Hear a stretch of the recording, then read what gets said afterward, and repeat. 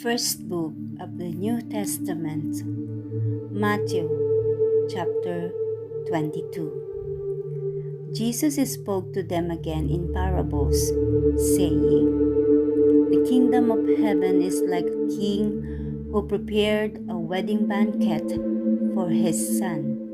He sent his servants to those who had been invited to the banquet to tell them to come, but they refused to come.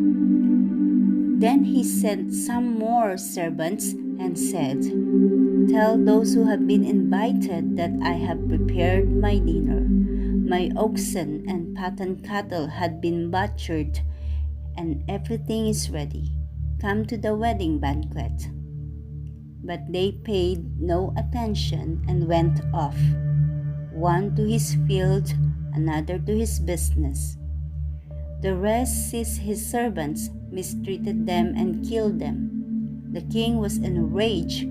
He sent his army and destroyed those murderers and burned their city. Then he said to his servants, 'The wedding banquet is ready, but those I invited did not deserve to come.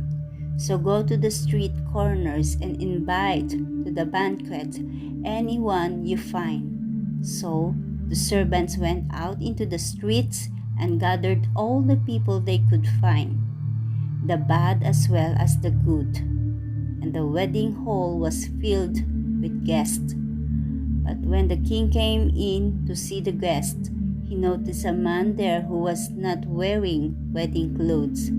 He asked, 'How did you get in here without wedding clothes, friend?' The man was speechless.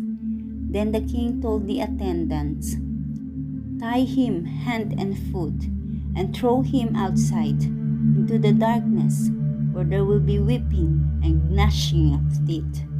For many are invited, but few are chosen.' Then the Pharisees went out and laid plans to trap him in his words. They sent their disciple to him along with the Herodians. 'Teacher,' they said, 'we know that you are a man of integrity and that you teach the way of God in accordance with the truth. You aren't swayed by others because you pay no attention to who they are. Tell us then, what is your opinion? Is it right to pay the imperial tax to Caesar or not?' But Jesus, knowing their evil intent, said, 'You hypocrites, why are you trying to trap me? Show me the coin used for paying the tax.' They brought him a denarius, and he asked them, 'Whose image is this, and whose inscription?' 'Caesar's,' they replied. Then he said to them, 'So give back to Caesar what is Caesar's, and to God what is God's.' When they heard this, they were amazed. So they left him and went away. That same day, the Sadducees, who say there is no resurrection, came to him with a question. 'Teacher,' they said, 'Moses told us that if a man dies without having children, his brother must marry the widow and raise up offspring for him. Now there were 7 brothers among us. The first one married and died, and since he had no children, he left his wife to his brother. The same things happened to the second and third, right on down to the 7th. Finally, the woman died. Now then, at the resurrection, whose wife will she be of the 7, since all of them were married to her?' Jesus replied, 'You are in error because you do not know the scriptures or the power of God. At the resurrection, people will neither marry nor be given in marriage. They will be like the angels in heaven. But about the resurrection of the dead, have you not read what God said to you?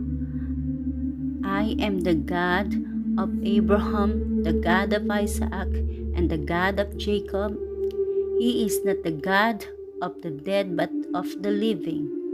When the crowds heard this, they were astonished at his teaching.